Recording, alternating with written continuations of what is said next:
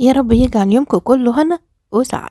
الجو ده فعلا محتاج بلانكت، تقولي عليه بقى بلانكت، تقولي دفاية، بطانية صغيرة.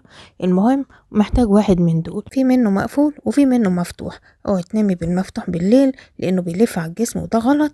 فالمفتوح ده علشان تقعدي بيه، اما المقفول ده فعلا للنوم، علشان تلبسيه كده وتتدفي وتقومي تشوفي اللي وراكي. هتقولي كسلانة، هتقولي مش قادرة، الجو ساقعة.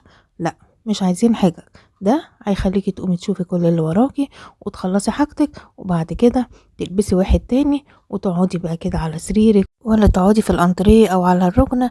المهم تقعدي وسط عيالك كده وانتي متدفية، او تقعدي مع نفسك وبايدك بقى كوباية المشروب السخن بتاعك، واقعدي وتدفي وامسكي موبايلك اذا كنت بالنهار او بالليل. حتى لما تيجي تنامي البسي واحد تاني ونامي بيه، بس اوعي تنامي بالمفتوح لان المفتوح ده طبعا بيلف على الجسم بالليل وده غلط.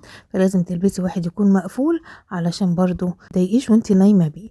في المفتوح ده وانتي قاعدة في الركنة او حتى وانتي شغالة في البيت، اما المقفول هو للنوم. واوعي تقولي واحد بس كفاية، انا عايزاكي تشتري واحد واتنين وتلاتة، لان من شكلهم وجمالهم هتختاري منهم ومش هتستغني عنهم.